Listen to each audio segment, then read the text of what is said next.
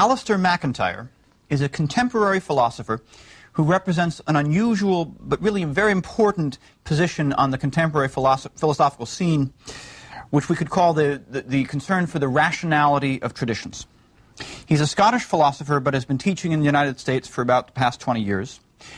He's best known, or rather, the consistent thread in his thinking from the beginning of his work to recently has been a critique of liberal modernity.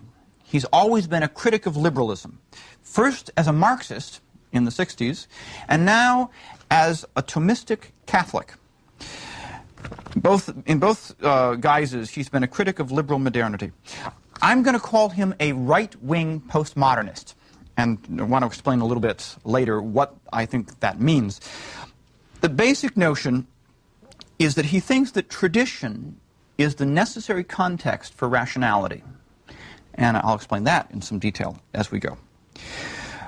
The negative side of this thesis, the critical side, is that MacIntyre thinks that moral reasoning in modernity has become incoherent. And MacIntyre started out as a historian of ethics, someone whose focus is on the history of moral reasoning from Aristotle to the present. And when he looks at the whole history of how we reason about morality and ethics, he looks at modernity in the liberal era as an era of incoherence, when we cannot come to any kind of reasoned agreement about the good. And he proposes that we should look to Aristotle and the Christian traditions, especially the Thomistic tradition of Catholicism, to give us a coherent tradition of moral reasoning, or to revive a coherent tradition of moral reasoning. Now, you can see the right-wing side of this. What makes it postmodern?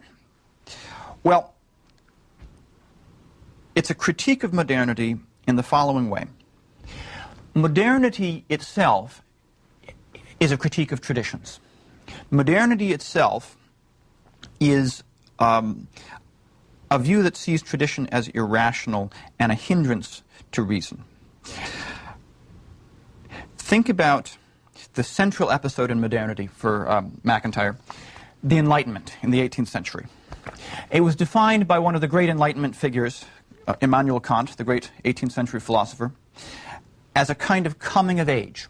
Enlightenment means that human beings no longer are under the tutelage or the pedagogy, the possession of traditional authorities like the church.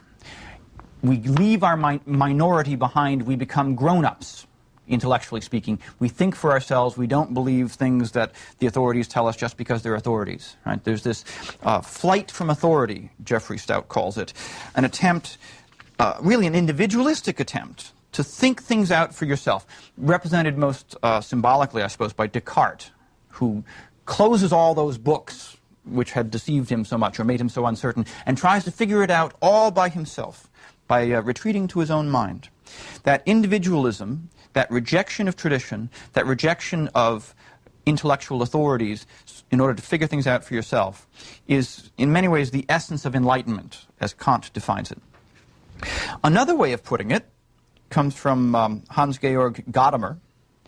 Modernity can be defined as the prejudice against prejudice, where prejudice means not bigotry, but rather prejudgment or preconception. Modernity is a prejudice against any form of thought which is based on prior culture, education, or tradition, as if you could start anew without any preconceived notions and just figure it out all for yourself. That's modernity. It's as if in modernity we're all Adam or Eve, starting from scratch, without being tied up, untrammeled by culture, education, tradition, all those books that Descartes found such a hindrance to clear thought. So, modernity is opposed to tradition, thinks of it as the enemy of rationality. Perhaps the great spirit of modernity is represented by Tevye in Fiddler on the Roof. Remember, Tevye, at the beginning of the play, points to the fiddler on the roof who's fiddling away, and he's he sings the song, tradition, tradition, tradition. And he points to the fiddler on the roof and says, well, why do we have a fiddler on the roof? It's tradition, right? That is, it can't be explained. There's no rational reason for it. It's just the way we do things, right? It makes no real sense. You can't, it's not rational, but it's tradition, so we do it. So tradition presents itself as the opposite of rationality, the sort of stuff that doesn't really make sense, but we just do it because we've always been doing it that way. Tradition, tradition. That's Tevye. And in many ways, that's modernity, right? Although Tevye himself is portrayed as a rather traditionalist character, the author of Fiddler on the Roof was not a traditionalist, but a modernist, right? So MacIntyre's point is that tradition is not necessarily irrational, that indeed tradition is necessary for rationality. You can't have a neutral, modern rationality apart from tradition. Tradition is the necessary context for rationality. It's sort of like saying language is the necessary context for thought. Right? If you can't think without language, then you can't think without learning a language from your parents or from your culture. Right? If you can't reason without a tradition, then you're never going to be able to start from scratch, as if you were Adam or Eve or Descartes.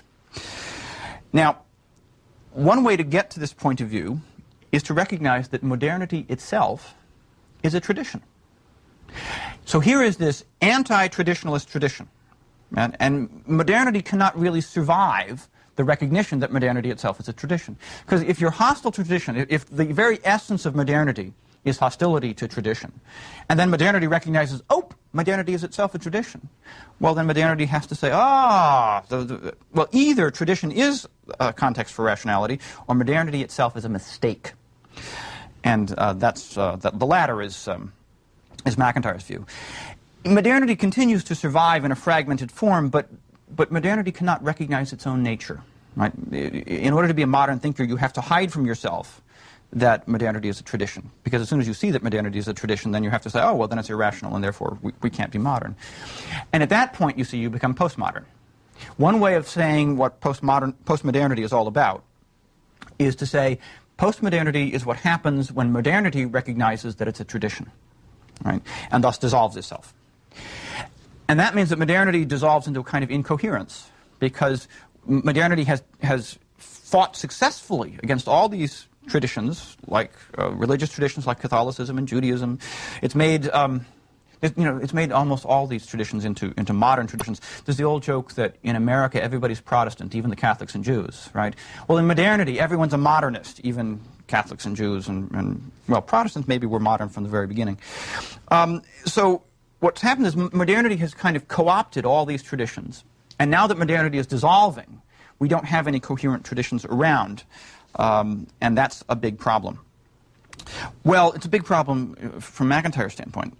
From a left-wing postmodernist standpoint, it's just our situation, right? And here I'm going to try to make good this contrast between left-wing and right-wing postmodernism. The left-wing postmodernists, I'll say, are the people who recognize this incoherence and say, well, that's just the way things are, and let's dance, right? There's a systematic incoherence in our ways of thinking, and that's how it goes. And that might help us undermine oppressive political structures. It might help us play with our intellectual heritage the right sort of way. I don't want to say much more about left-wing postmodernism because there's so many different varieties of it. But let me just summarize it by saying left-wing postmodernism is at home in a certain kind of incoherence. Whereas right-wing postmodernism, the postmodernism of MacIntyre, as opposed to, say, the postmodernism of Derrida or Foucault, right-wing postmodernism is looking for coherence, is trying to find a coherence that can only be found in traditions. And therefore, right-wing postmodernism can be called a kind of postmodern traditionalism. That would fit MacIntyre's project as well. So, let's go on now and look at, first, MacIntyre's analysis of the incoherence of modern moral reasoning. That comes in MacIntyre's book, After Virtue. It's not his first book, but it's the book in which he first made a big splash as really a theorist of postmodernity. After Virtue. It's about what happens when the modern tradition of moral reasoning starts to become incoherent. And I want to lead you into this by a a philosophical problem that was crucial to philosophical ethics up until very recently. It's a project or problem of meta-ethics. Meta-ethics, in contrast to ethics, is not about what's good or what ought we to do, but rather what does the term good mean? What does the term ought mean? Meta-ethics is the study of the concepts of ethics. So whereas an ethicist would think about, is abortion right or wrong, a meta-ethicist would say, well, what do you mean by right or wrong? Right? And one of the big questions of meta-ethics is, what do you mean by ought? And how is ought related to is? The famous is-ought gap, right? We know what it means to say things are this way or they're that way, that's how things are. But how do you get from that kind of premise to a conclusion about how things ought to be? Another way to put this is, how do you get from facts to values? There seems to be a big gap here. And meta-ethics was, in large part, the attempt to figure out how to close that gap, right? How does our talk about what ought to be fit in with our talk about what is? And it seems to have become more or less a gap that no one could figure out how to close, right? An unsolvable problem. And that's, for MacIntyre, is typical of modernity. Right? Modern philosophy keeps on hitting upon unsolvable problems because it's only got fragments of coherent traditions to work with. We could say a little bit more about how this works. Think about how ought works in modern ethics. Ought means this is what I ought to do, not just what I ought to do in order to get, to get what I want. Like, I ought to get in the car to drive to the grocery store. That's not the moral ought, right? What's the specifically moral ought? And how do I get to that point of understanding what I ought to do in the moral sense, in the specifically moral sense, which, again, this is typically modern language, the specifically moral sense of ought. MacIntyre thinks that this sense doesn't exist because it's just a survival from an earlier form of ethics. Because what we've got in modern philosophy of ethics is all these obligations or oughts or moral rules which once made sense in a larger context but are now taken out of context by modernity because it's shredded these earlier traditions. So modernity has only inherited incoherent fragments of these coherent earlier traditions. Modernity, in fact, wants to have morality become autonomous, wants to have a body of moral obligations or oughts that are not derived from any larger context, like, say, theology. Right? That would be disastrous for a modern thinker to say the word ought doesn't make sense except as part of a theological project. Right? No, they want to have the world of ought be a self-concealed, a self-sealed universe, right? A collection of moral convictions that have their own grounding, independent of theology, independent of legislation. They're just there. And MacIntyre says, no, they can't just be there. They're part of a larger whole. The larger whole in medieval Catholic thought, for instance, included theology, included a theology of legislation. The moral ought was what we ought to do in order to find our happiness in God. And God legislated the moral law so that by following these rules we would come to happiness in Him. So in that larger medieval context, you see, the ought made sense, right, in a larger context. But in modernity, the ought is floating free of this larger context and therefore doesn't make sense. This was first noticed back in the 50s by a Catholic philosopher named Elizabeth Anscombe, who wrote a famous article on modern moral philosophy, complaining that it's incoherent, it doesn't make sense. You have this notion of ought floating free of the notion of theology, which makes it possible, right? The notion of a divine legislation, which gave this notion any sense. And MacIntyre basically picks up on that point from Elizabeth Anscombe and adds another point. One of the things that have dropped out of our thinking about ethics, this is a point that Anscombe briefly mentions and which MacIntyre makes a great deal of. One of the notions that's dropped out of modern moral philosophy is the notion of virtue. In modern moral philosophy, we're constantly focusing on actions, what we ought to do in this situation or that situation. Whereas Aristotle and for all of ancient and medieval ethics, all the way up to Thomas Aquinas, the prime focus was not on what we ought to do in particular situations, although that was important. The prime focus was on who we ought to be, what kind of person we want to be. We want to be virtuous people, right? So the focus was not on ought, that wasn't the key category, but rather on virtue, right? The focus therefore wasn't on actions, but on persons, right? not what's the right action to do, but rather what's the right kind of person to be, what's a virtuous person. So that's a different focus, which gives us, again, situates the notion of moral rules or obligations in a larger context, which will help make sense of them instead of this incoherent modern situation. The incoherence of modern moral philosophy, according to MacIntyre, leads to moral skepticism, because our narrow focus on moral rules, isolated from that larger context, which makes sense of them, makes them start to seem irrational, as if these moral oughts are really a matter of personal preference, right? It may be a matter of personal commitment, like as if we decide what's right and wrong. Because if the notion of a moral ought is floating free of all larger contexts, it really simply becomes a matter of my relationship to this moral ought and my commitment to what I think is right and wrong. And for MacIntyre, that's simply the dissolution, the dissolving of any coherent ethics. But it's a typical phenomenon of modernity, right? Even Supreme Court justices have been known to think that way, in terms of everyone having a right to define what's right and wrong for themselves.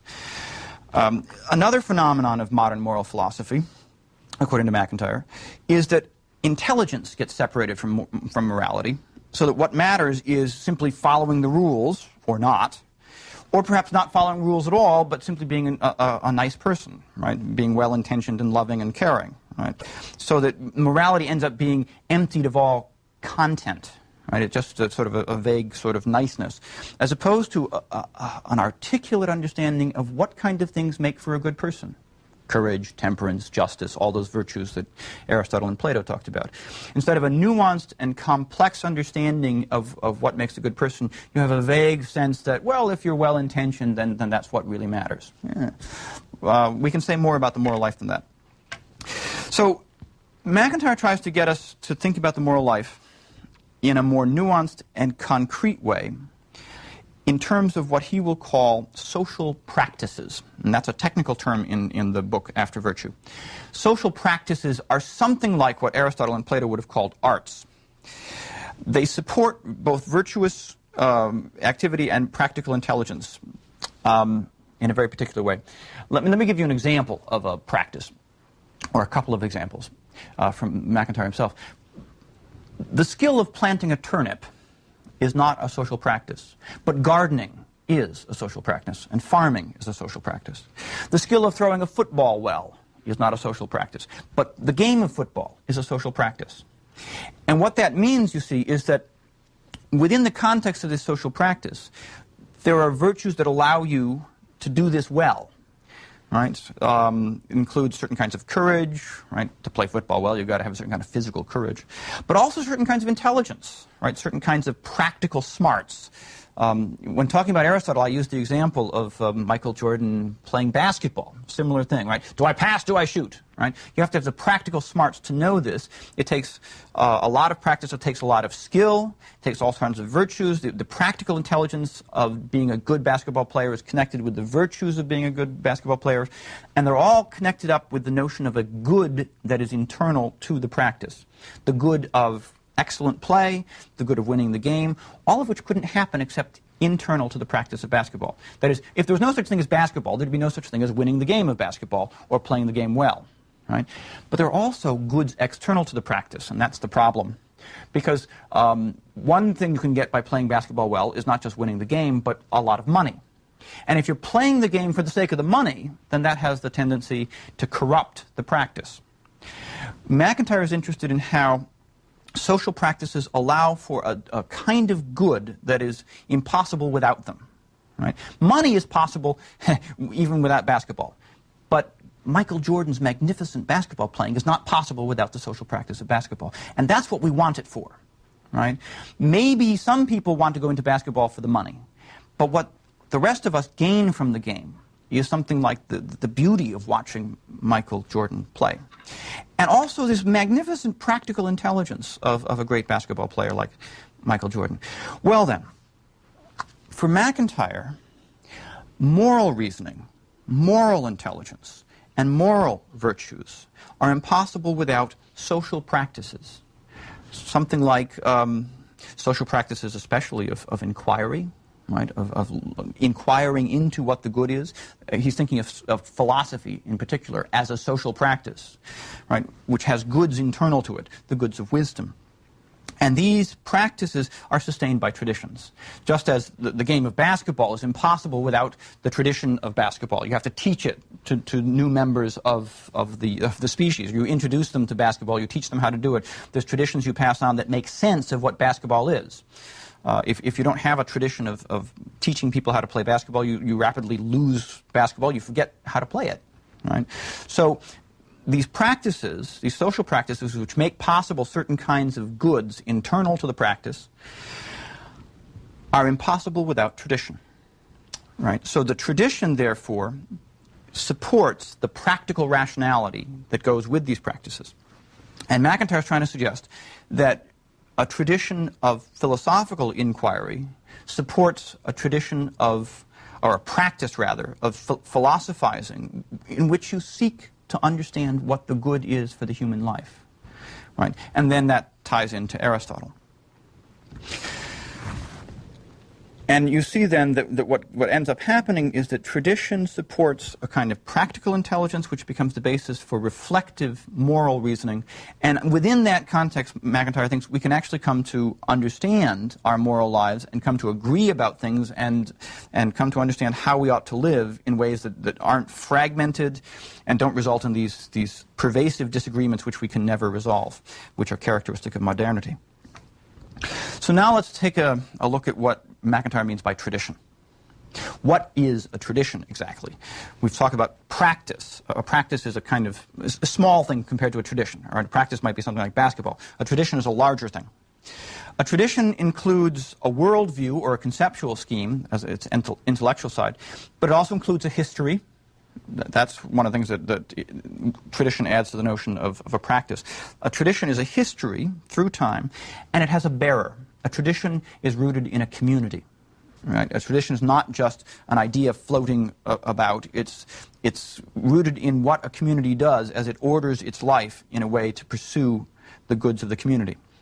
So traditions are rather similar to what Thomas Kuhn calls scientific paradigms, because scientific paradigms contain these elements of worldviews and theories, but they're also rooted in specific practices. For Thomas Kuhn, the philosopher of science, scientific paradigms involve not just theories, but certain social practices. How do you go about conducting an experiment? If you're a young scientist and a graduate student in a university, you'll learn how to go about designing an experiment in a lab. You'll learn what the equipment means, how to use it. So there's certain practical skills that go into a scientific paradigm. The paradigm is both theoretical and practical in that way, and it shapes you. Right? It shapes who you are and how you think and what kind of scientist you are. So likewise, traditions shape the way you think, they shape who you are, they shape what kind of a person you are, and they teach you to do certain things in certain ways. And that becomes the basis for practical reasoning and thus for moral reasoning.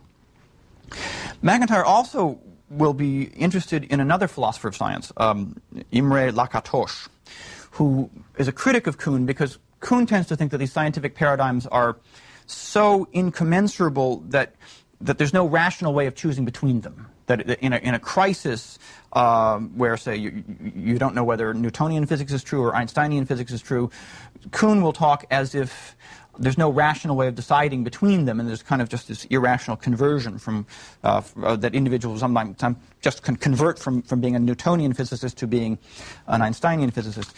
Lakatos says, no, it's not like that. You can actually tell when a paradigm is working, when it's not. He calls them not paradigms, but research programs. And he says some research programs, like Newtonian physics at the beginning of the 20th century, are degenerating. They're no longer able to solve their own problems, whereas other research programs are progressive. They're getting somewhere. They're solving their problems. Every research program turns up problems in science, right? And MacIntyre will say every tradition is like this too. Every tradition of inquiry turns up new problems to solve. This is a healthy aspect of traditions, both in science and in life in general. But a degenerating research program or degenerating tradition can't solve its own problems and thus gets into a kind of epistemological crisis. So this gives MacIntyre a way of talking about how traditions might be rational. rather than the relativist view of traditions. The relativist view is everything that's true or rational is true or rational relative to a particular worldview or tradition. So if you're from a tribe in New Guinea, say, right, what's true for you is not the same thing as true for the Western anthropologists who come to visit you, right? You have your own coherent worldview, and within that context, you have certain truths that the Westerners don't understand, and the Westerners have certain truths that the tribesmen in New Guinea doesn't understand. In fact, this form of relativism was devised mainly by anthropologists. It was called cultural relativism. And the idea is, well, what's true for them is not true for us, what's true for us is not true for them. But we're not really disagreeing about anything, we're not really arguing, and we can't say that we're better than they are. That would be a relativist view. And MacIntyre is extremely unhappy with that view. It means, for instance, that you can't really say a Nazi is wrong. Right? It's true for him that you should go and the Third Reich should go and eliminate all the Jews. How can you say that they're wrong? It's true for them. Well, you can't. I mean, that's totally unsatisfactory as a way of dealing with moral reasoning. But then the other side of it is that there's a certain kind of respect that is the worthy motive of relativism. Relativists want to be able to respect the views of the other, like the tribesmen in New Guinea. Right? There are, after all, traditions of thought that are worthy of respect, that are other than our own traditions. And how do we respect the fact that the tribesman in New Guinea isn't a fool, right? The tribesman in New Guinea can live in the jungle better than any of us can, right? How do you respect the integrity and intelligence of their worldview, and yet recognize that they just don't believe the same things that we do? Well, MacIntyre thinks that this worthy motive of relativism, of respect for the worldviews of the other, come at too high a price tag, because what's really at issue is whether these traditions can find the truth. And after all, there's all sorts of truths that the tribesmen in New Guinea can't quite grasp, all the truths that Western philosophy or Western culture is better at explaining than the worldview of the tribesmen in New Guinea. And so what MacIntyre suggests, and this example of the tribesmen in New Guinea is my example, not his. His own examples are more complicated. What he's suggesting is something like this. When the tribesman in New Guinea meets Western culture, right, there's certain things that either side can't understand very well, right? We Westerners don't understand how to live in the jungle as well as the tribesman in New Guinea does. But the tribesman in New Guinea doesn't understand our technology. Well, suppose they start arguing with each other and trying to figure out, well, who understands things better here? What ends up happening, MacIntyre will think, is that we Westerners can explain why the tribesman's worldview makes sense and is successful on his own terms, right? Once we learn their tradition well enough, and the first stage is to actually understand their tradition and learn it, we can explain why their tradition equips them to be successful in their mode of life. Whereas when the tribesman in New Guinea tries to understand the West, he cannot explain in his own terms why our worldview is successful, whereas we can explain in our terms why his worldview works. So our worldview explains more than his does. And not only that, but we can explain why his worldview fails to explain the things it fails to explain. We can explain in Western terms why his worldview doesn't give an adequate account of the Western world, right? Whereas his worldview cannot explain why our worldview can give an adequate account of his worldview. You see, the point is, in general, that the Western worldview explains more. And once the two sides come to understand each other and learn each other's language, as it were, the tribesman in New Guinea can recognize that the Western worldview explains more. Right? It explains the successes and failures of his own viewpoint better than his own viewpoint can explain those successes and failures. And that shows that the modern Western scientific worldview is to that extent more rational than the tribesman in New Guinea's worldview. Doesn't mean his worldview is totally irrational. It just means that he has to learn some things from this new tradition. Notice that the Western tradition can also learn from the tribesmen in New Guinea, especially about how to survive in the jungle. But the Western tradition can, in fact, more successfully incorporate all the knowledge of the tribesmen in New Guinea than the tribesmen in New Guinea can incorporate the Western view. If the tribesman in New Guinea wants to incorporate Western knowledge, he has to actually start thinking like a Westerner.